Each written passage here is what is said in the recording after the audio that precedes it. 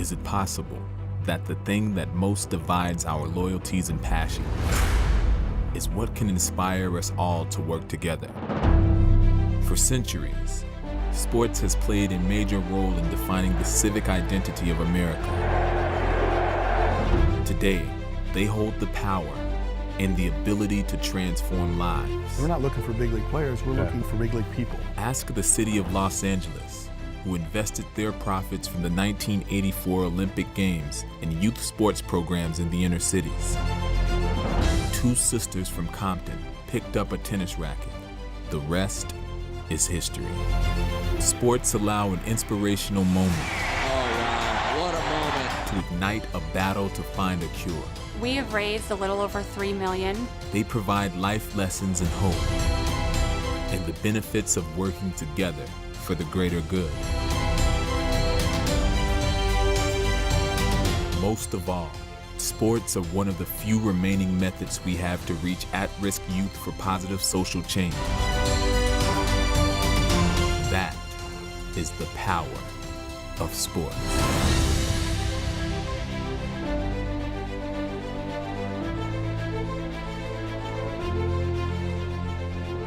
Welcome to Power of Sports, presented by Group 1001. I'm your host, Rick Horrow. This month, Pittsburgh, the Steel City, with a rich sports history and even a richer tradition of athletes giving back. From the Pirates' Roberto Clemente to the Penguins' Mario Lemieux, Pittsburgh celebrates and recognizes their athletic heroes as much for their off-the-field efforts as their on-field success. This month on Power of Sports, we'll talk to Pro Football Hall of Famer Curtis Martin, who was born and raised in Pittsburgh and is now doing big things to provide new opportunities to kids raised across the city. We'll find out how a local team is using a sport you might not expect to mentor kids in some of the toughest parts of Pittsburgh, and we'll tell you about the Pirates' long-term commitment to Miracle League teams both here and outside of Pittsburgh. In fact, that's a great place to start, and we'll have it all on our monthly City Pulse.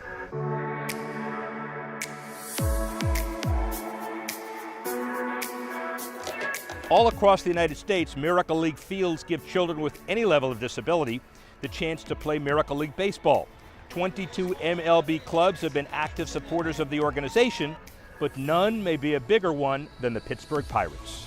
A parent from about 45 minutes north of Pittsburgh came to us. His name is Mike Sherry, and he came to us with this idea about a Miracle League field. He has a daughter with autism, and he said, I've heard about this program, and I think it would be really cool if the Pirates joined with me, and off we went. And in 2009, the field opened, and it was beautiful. And now, 10 years later, we've got 9 total programs up and running, 8 here in the greater Pittsburgh region and 1 in Bradenton, Florida. And the whole idea is these fields are rubberized and they're flat. So a child with a mobility issue, a vision issue, they don't have to worry about tripping over anything. And then the game, everyone gets a hit, nobody makes an out, nobody wins or loses, they always end in a tie. And it's a feeling of inclusion. I'm just like everybody else.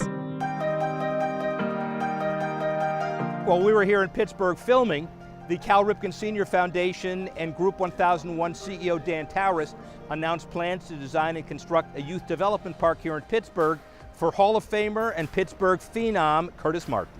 The new multi-sport turf field will be built near the neighborhood in Pittsburgh where Martin grew up. We all who come from this community, we know how important something like this is. We didn't have this when we were growing up. You have no idea the difference that this facility is going to make in this environment. This is going to not only change lives, but it's going to save lives. Some may view this as a field.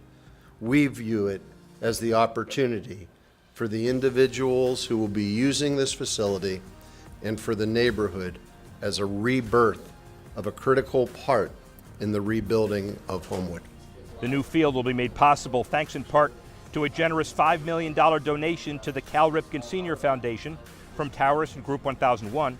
It'll be used to build a total of 10 youth development parks over 5 years in 10 cities across the country. The impact beyond just the players to the families, it really, those kids become the backbone of the schools, and it becomes very transformative, very quickly. We've seen that, and so we want to be part, of those kinds of projects, around the country.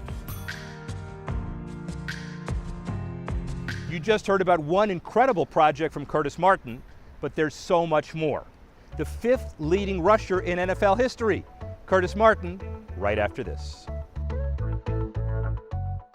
On behalf of Group 1001, it is my pleasure to welcome you to the Power of Sports. We are proud to travel across the country each month to tell the stories of how teams, athletes, and organizations are using sports as a catalyst for change in their communities. At Group 1001, our mission is to make insurance more useful and accessible to everyone. Our mission through Power of Sports is to inspire people across the country to see sports as a solution for positive change. To learn more, visit us at group1001.com.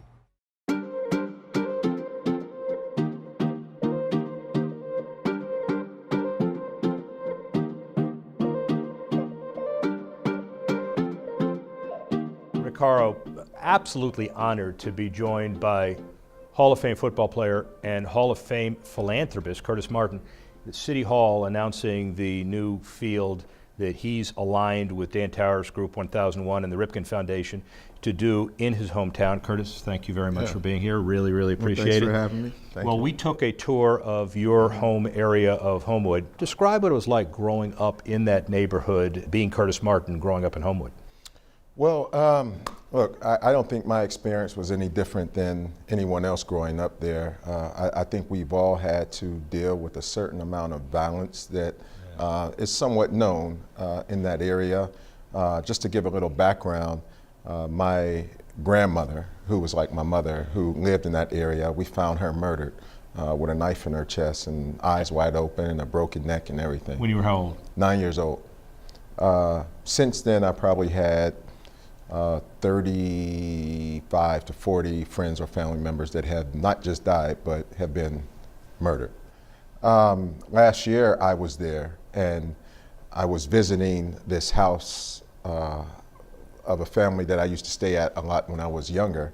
And I decided that since I had my 3- and 5-year-old girls with me and my wife, that I would take them by the field to show them where Daddy used to play football when he was younger. We rode up there. I ended up getting out of the car, shaking some hands, signed a couple autographs, had good conversation with a few people, stayed for maybe 10, 15 minutes. When I left, I got a text that said a little girl had just got shot in the head and shot in the foot. And the one thing that struck me was that it's been like this since I was a kid, and which is almost 4 decades ago. And I just wanted to start the process of bringing some type of safety to that environment so that kids could go out there and play a game of football and not have to worry about returning home safe. Well, and your mom had a lot to do with where you are today, clearly. Yes. She encouraged you to play football, even though you may not have been that excited about playing football early on. Tell that story. Well, I didn't want to play football. The head coach, who was also the gym teacher at the school I went to, Taylor Alderdice, had asked me to play every year. And I told him, no, I don't feel like rolling around in the dirt with other men. That was my comment about football. Yeah. Well, at the same time, my childhood best friend, someone mistaken identity, jumped out of a car with a shotgun and shot him in his chest. And he ran about 50 yards and collapsed and died. My mother came to me and said, listen, I want you to do anything after school just so that you're not in the neighborhood, hanging out in the neighborhood. Football was just the thing that came most natural, so I reluctantly did it. Go to Pitt, injured a lot, yes. Still one of 9 running backs drafted. 9 before me. 9 before you. Oh, sorry, yes. or 10. Yes. I was injured so much. I think a large part of that was because I didn't take football serious. So it wasn't until my junior year, I believe, that I started really lifting weights. I mean, I was a knucklehead in college, I'll be very honest. And so once I got drafted, I remember telling my family members and everyone who was there that I didn't want to play football. And one guy said to me, he said, well, Curtis, maybe football is just a vehicle that's going to help you to do all the good that you want to do in your community and, you know, in the country and around the world possibly. So maybe football is just that vehicle. And it was from that moment on that football took on a different purpose, and it gave me that motivation to work hard, to lift weights, to do everything that I needed to do to be successful on the field. 14,101 rushing yards, 3,329 receiving yards, 5 Pro Bowls, and obviously the Hall of Fame in 2012. But the Bart Starr Man of the Year and the Ed Block Courage Award 2001, those latter awards probably mean as much, if not more to you than the numbers. Yes, what they all mean to me, including the Hall of Fame, including going to the Super Bowl, all of those things, what they all mean to me is that what really makes my heart sing is impacting people's lives in a positive way. So for me, every yard that I gained, every touchdown I scored, that just opened up another door for me to reach another person. And so for me, all of that stuff shows how adamant I was about using football as a vehicle to serve what I believe is a bigger purpose. So let's talk about those platforms. Curtis Martin Job Foundation, talk about it. It was formed because I grew up with a single parent mother who struggled to just keep clothes on my back and food on the table. 6 and 7 years old, I had to stay in the house by myself till 9 or 10 o'clock at night because we couldn't afford a babysitter. And so what I started doing was I would come home from school, and on my way home I would carry groceries, or I would knock on someone's door and ask could I shovel their snow or rake their leaves. And by the time I got home, I had, $3 or $4, and I would use that to pay my babysitter. So I wanted to start something that could help single parent mothers. And that was how the Job Foundation started. So the other piece that we're here for today is the announcement of the field in your growing up community with Dan Towers, the CEO of Group 1001, and the Cal Ripken Senior Foundation. Tell us a little bit about that and how you feel about that. Well, what's interesting, and I'm very grateful to these guys because I wanted to do things before I got into the NFL where, these are desires, just like, wow, I wish I could change this, or I wish I could help in this situation. Well, now, like I said, through using football as a platform, I was able to get on the phone with Dan and say, Dan, listen, I was just here, this little girl got shot, I have to do something about it, can we work on this together? Dan said, sure, Curtis. Let me make some calls, and we all got together, and here we are right now in the process of getting ready to build a new field there. And look, it's not the answer to everything, but for me, I just wanted to start doing something. I don't like to keep talking about things and not doing anything, so this is just a start. Football can be more than just a huge stage. I think football can be an element of change, not just in communities, but in the lives of the players. I know for me, football was almost like a second parent. It taught me a lot of things that my parents couldn't teach me or didn't even know to teach me. It taught me how to be disciplined. It taught me how to work hard. It taught me how to stay focused. It taught me how to care about my teammates and care about others. There are a lot of life lessons that are very valuable to every man that steps out on that field. And it's the impact that it can have on the individuals, and hopefully that impact can be expressed in the community and in the country. Curtis Martin, as good as it gets. Be back right after this.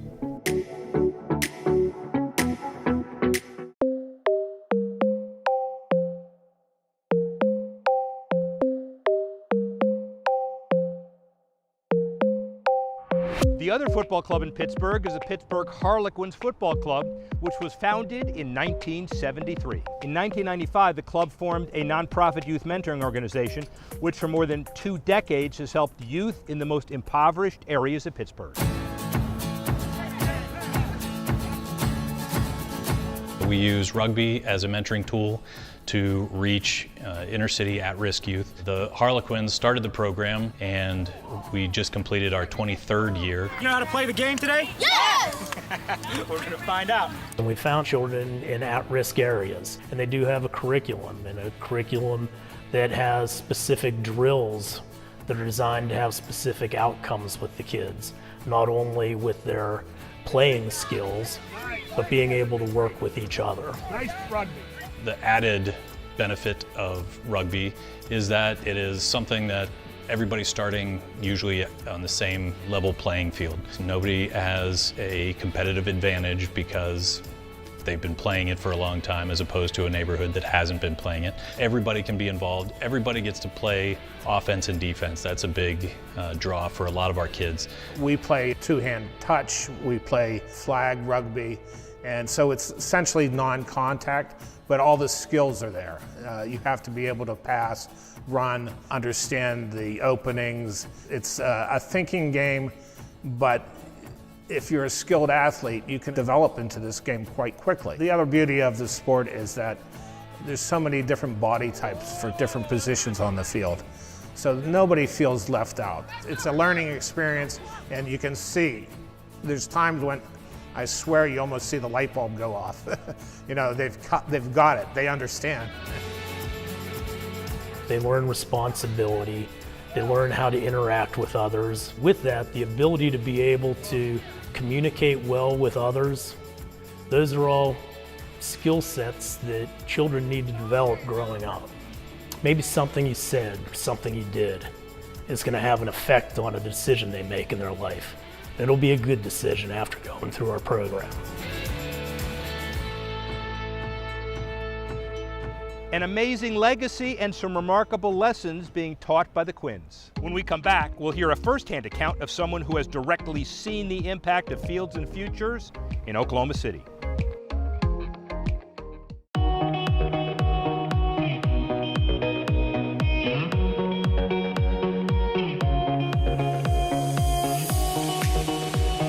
An athlete that was as celebrated for his humanitarian work off the field as his once-in-a-lifetime talent on it, it's quite possible that the dedication of today's athletes to giving back can be traced directly to Roberto Clemente's work in the 1960s and 70s. Clemente spent a majority of every offseason giving back to children and people in need, even losing his life helping others. Clemente died in a plane crash at the peak of his career while personally delivering supplies to earthquake-ravaged Nicaragua. Clemente dreamed of building a sports city in Puerto Rico which would provide kids access to coaching and facilities needed for kids to have a happier and healthier life. It's the same approach that Fields and Futures is taking in Oklahoma City. So many students today grow up in tough environments, both at home and in school. They can easily be drawn into gangs and violence, and many struggle to find positive ways to spend their time. School resource officers are on the front lines every day, seeing firsthand the positive impact sports can have on these students. Master Sergeant Travis Hinton at Webster Middle School in Oklahoma City has dedicated his career to breaking down the barriers between law enforcement and students as he cheers from the sidelines and watches how sports transforms lives. Immediately when they see me, they just see the uniform. They don't see the person. We're like robots. I see some of these kids and I can see in their eyes that they have a lot of struggles going on away from the school that kind of blocks what they're trying to do at school. A lot of these kids have parents that are in the penitentiary. A lot of them don't have fathers there. You know, I can identify with a lot of my athletes. I had a mother who had drug problems. I had a father who was in and out of jail who I didn't see that much. Those things that are personal to me, I would go ahead and I just spill the beans. Guys, this is where I come from. And they start to see that, past this uniform, and see that I have the same struggles they have. And so I tell them, when you have that aggression, take that energy, instead of for negative, put it for positive. Put my aggression in the sport. Who got my back? I got your back. Who got my back? I got your back. Who got my back? They get in that team environment where someone has to fill that gap, and it just gives them a push to do something positive, to go out there and not be a part of what's negative in their community, to not be a part of the gang, not be a part of the violence. Sports are a way for me. It make me do right things and not make me go to bad things. If I want to play sports, then I can't go into that situation. And if I want to get a high school diploma, go to college, to go to the NBA, or go to the NFL, I have to stay away from those situations. I had a lot of coaches who influenced me, not having a father there. I had a lot of coaches who told me what to do. Whatever my coaches gave me, I give to them. I get in righteous enjoyment out of it. I really enjoy seeing them go through the things that I enjoyed as a kid, you know, making that touchdown or making that tackle. And I find myself coaching, I find myself standing next to the coach lane, you know, oh, wait a minute, my position is not I'm the police officer, I can't do that, but I just can't help it, you know. So I'm just ate up with sports, and I'm ate up with these kids, so, and they know it. Master Sergeant Travis Hinton highlighting transformative work that Fields and Futures does in Oklahoma City. When we come back, we'll break down the biggest stories of athletes and teams using sports to do good in our monthly Social Spotlight.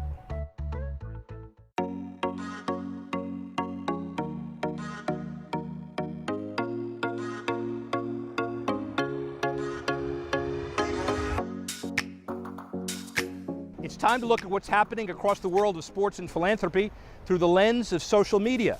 It's our social spotlight, and here's Dwayne Taylor. Thanks, Rick.